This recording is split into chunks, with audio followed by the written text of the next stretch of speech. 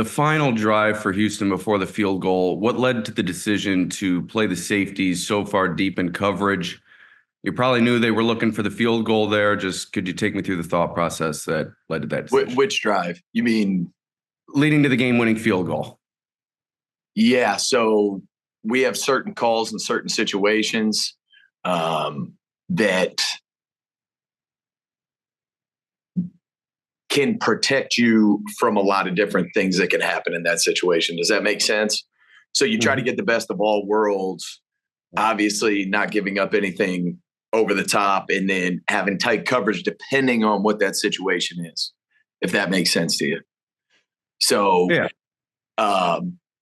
there's different situations, there's different calls for every situation. In that particular situation, that could have come out a lot of different ways, depending on where that ball was lined up, if that makes sense. So the call we made called for that situation, and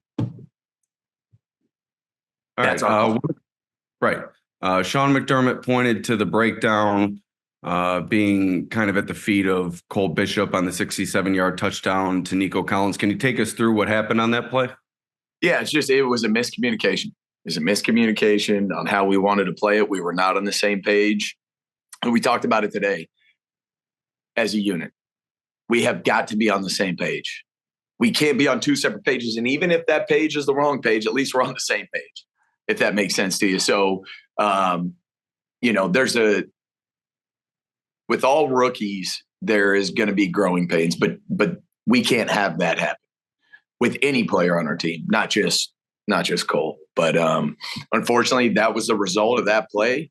Happened at an inopportune time. Obviously, every time that's an inopportune time where we're not on the same page, and we'll get that corrected moving forward. How big of a boost was Terell Bernard for you guys? He did some good things, man. It was good to see 43 out there. I know he was really pumped up, and I saw him today, and I said, "Hey, feel good to be out there." And he just kind of gave a big grin and shook his head. So, specifically, not only what he did in the run game, I know there's some things he'd want to get back, but that interception, that's what good players do in critical moments of the game. So hats off to him. He battled back, to play, and it was really cool to see, him back on the field running the show. All right. Thanks for your time. You got it, man. Good afternoon, Coach Babich. How are you? This is Pat Freeman from the Buffalo Criterion. Your in-game adjustments have been pretty good during the course of the entire season. But what I wanted to ask you was, in the beginning of the game, it seemed like your back-end defenders, your safeties and linebackers, they needed to adjust their angles the last 2 weeks in particular as far as against the run. What have you been doing to work with them to get better angles against some of these top-tier running backs? What do you mean by angles? Are you saying angles of pursuit? When you see them chasing a running back.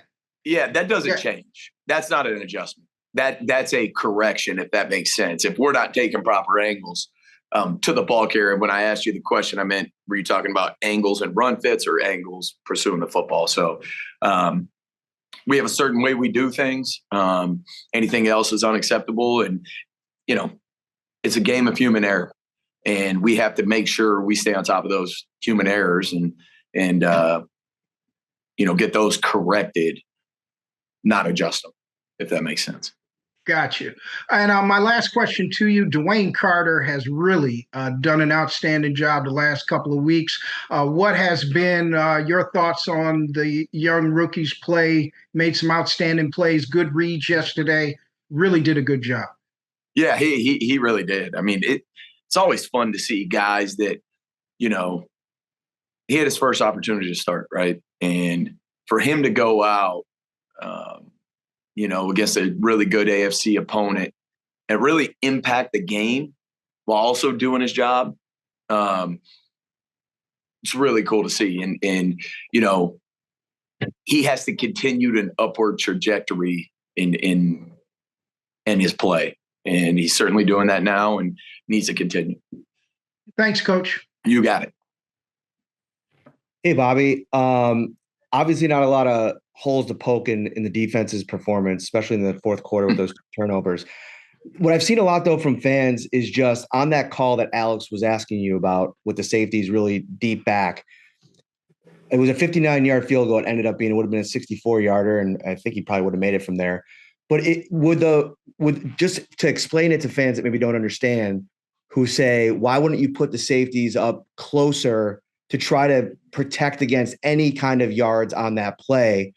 But maybe from your perspective, they're not just playing for a field goal in that spot. Is that accurate? Or I mean, how do you break that down? Here's what I'll say. That defense, and again, the fact that we didn't get that executed is on me.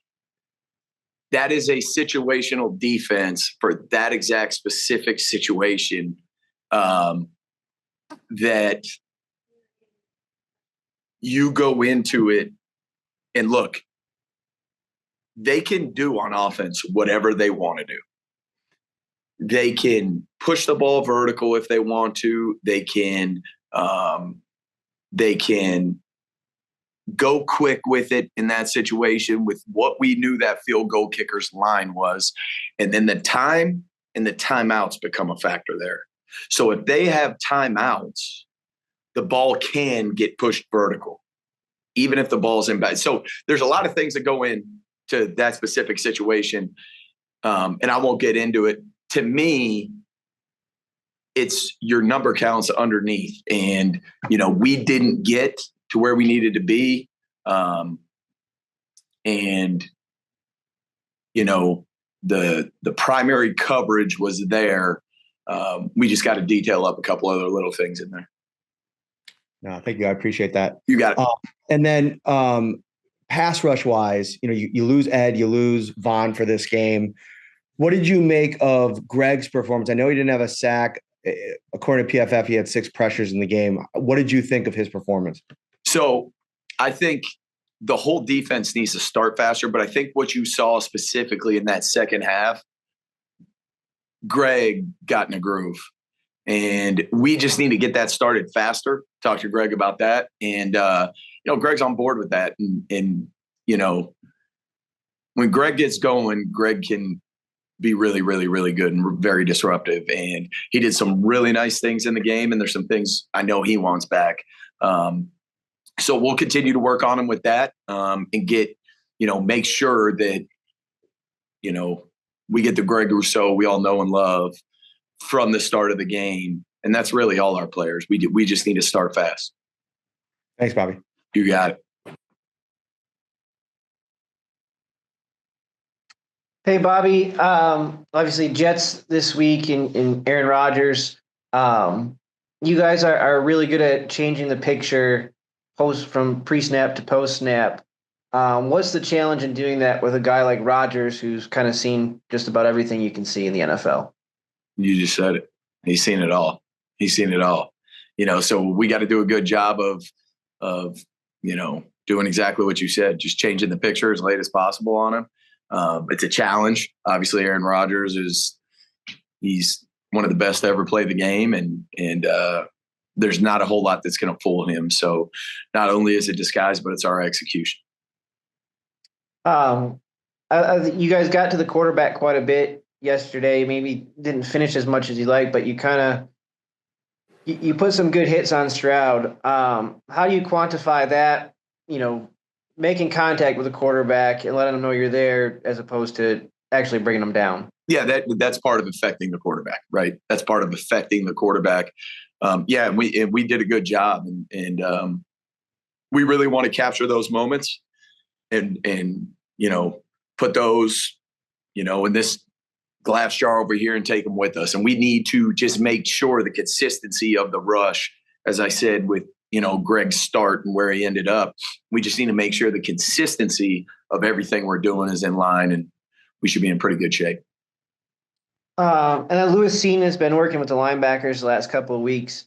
What did you guys see in him that you thought might be a good transition? Yeah, we're just experimenting with a couple different things. We talk about matchup linebackers here a lot, and we feel maybe he has the potential to do it. We'll see how it goes.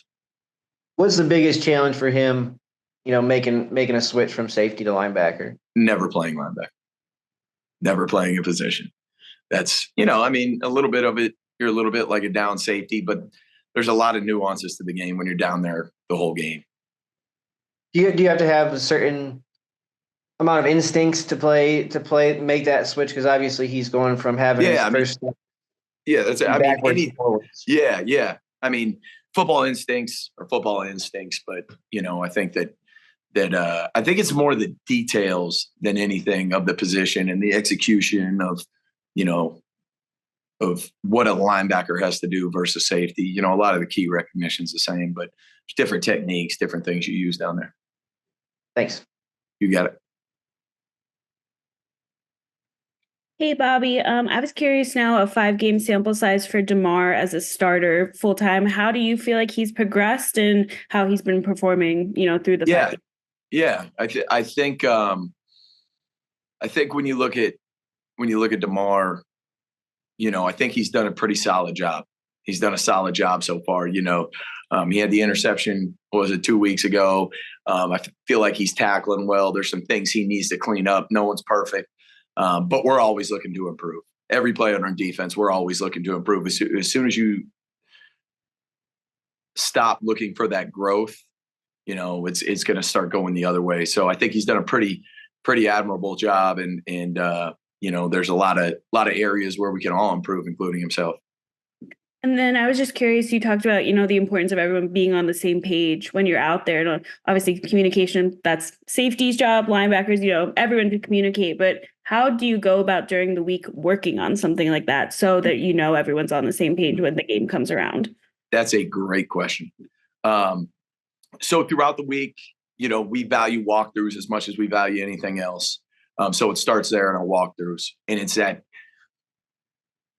it's not only the communication that's happening at the time, it's anticipating what's going to come. So you might be in this check or tool or whatever you want to call it right now, but anticipating it's the NFL, and we're playing a lot of these teams that motion a lot.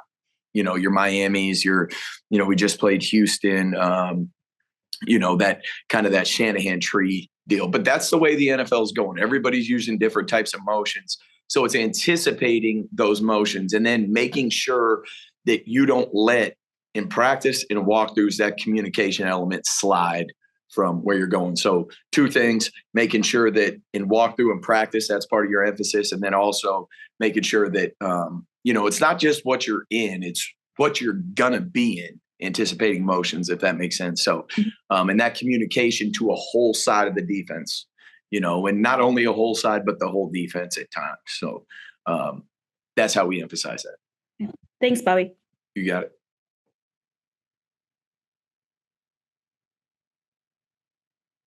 Jay.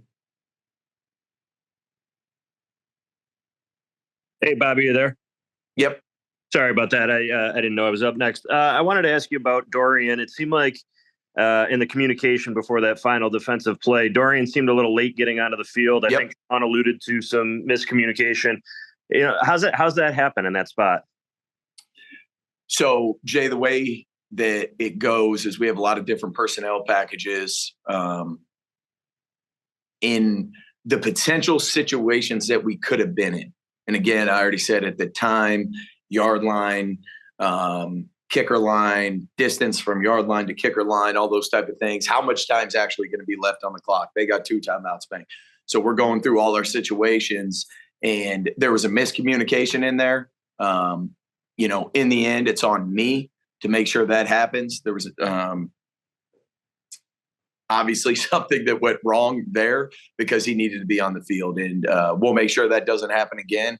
But there's a lot of different situations you could be in. That is not an excuse.